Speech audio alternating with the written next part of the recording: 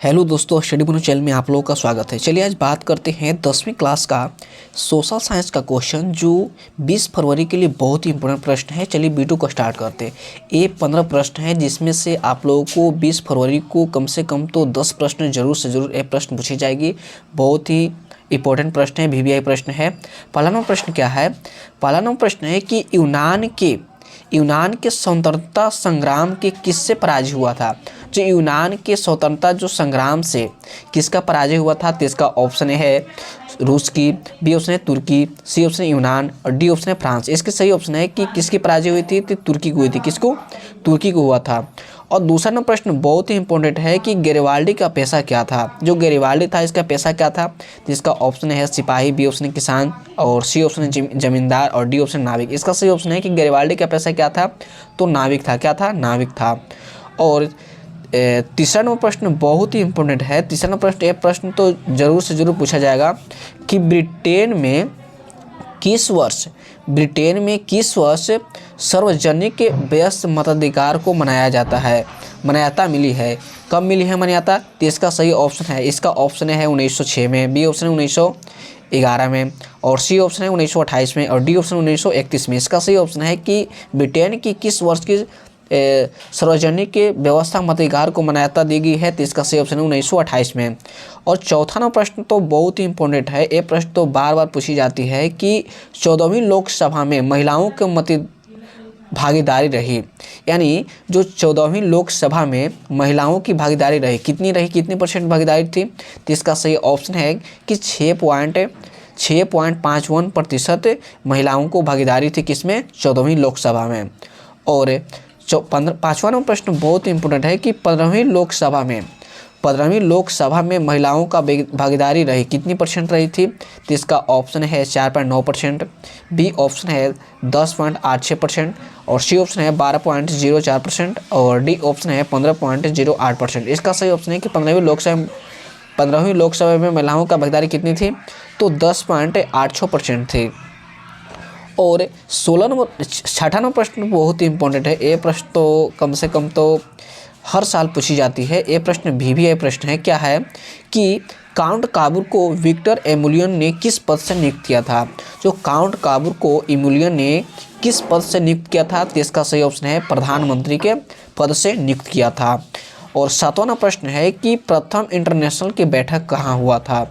जो प्रथम इंटरनेशनल की बैठक कहाँ हुई थी? तो इसका सही ऑप्शन है कि प्रथम इंटरनेशनल की बैठक इसका पहला ऑप्शन है रूस में, B option France, C option Germany और डी ऑप्शन है लंदन। यानी प्रथम इंटरनेशनल की बैठक कहाँ पे हुई थी? तो लंदन में हुई थी। कहाँ पे हुई थी? लंदन में।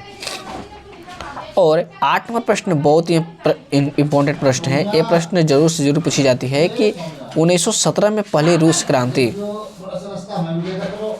8वां नंबर प्रश्न बहुत ही इंपॉर्टेंट है कि 1917 में पहली रूस क्रांति को किस नाम से जाना जाता है? तो इसका सही ऑप्शन है कि फरवरी क्रांति के नाम से जाना जाता है। किसका?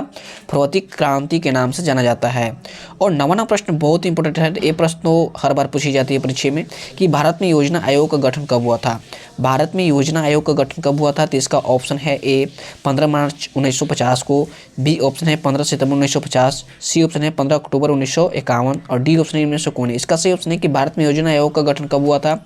तो 15 मार्च 1950 को हुआ था। और 10वां प्रश्न बहुत इंपॉर्टेंट है कि भारत की आर्थिक व्यवस्था कैसी है?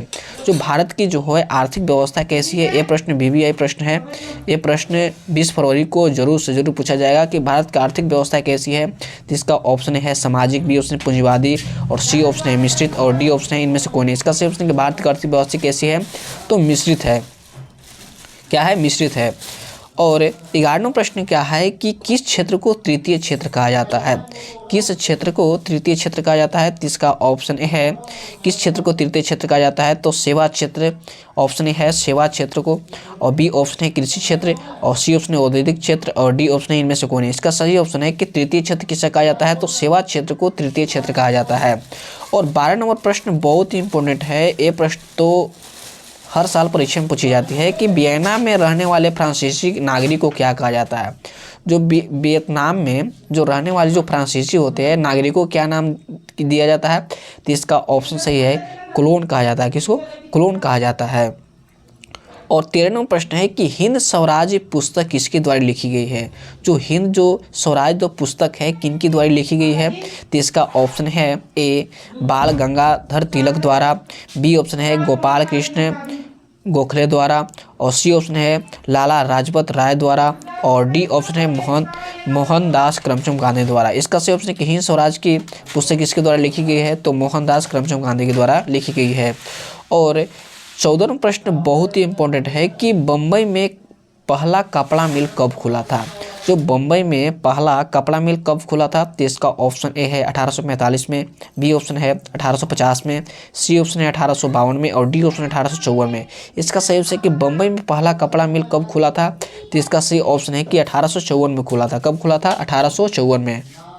15वां प्रश्न तो बहुत ही इंपॉर्टेंट है। 15वां प्रश्न कि ये तो प्रश्न वीवीआई प्रश्न है, क्या है कि 1907 में जे.एन. टाटा ने भारत का पहला लौह इस्पात संयंत्र किस जगह पर स्थापित किया था, तो इसका सही ऑप्शन है कहाँ पर स्थापित किया था, तो इसका ऑप्शन है जमशेदपुर में, बी ऑप्शन है मुंबई में, और सी ऑप्शन है मद्रास में, और डी ऑप्शन है अहमदाबाद में। इसका सही ऑप्शन है कि जो जमशेदपुर में जो जे.एन. टाटा ने भारत का पहला लौह इस्पात संयंत्र कहाँ पर खोला था, तो जमशेदपुर टाटा में खोले थे। और 15वीं क्वेश्चन से अपनी वाणी को विराम देते और स्टडी बुक चैनल को सब्सक्राइब करें, बेल आइकन को प्रेस करें और ज़्यादा से ज़्यादा शेयर करें। मिलते हैं नेक्स्ट वीडियो में। जय हिंद, जय भारत।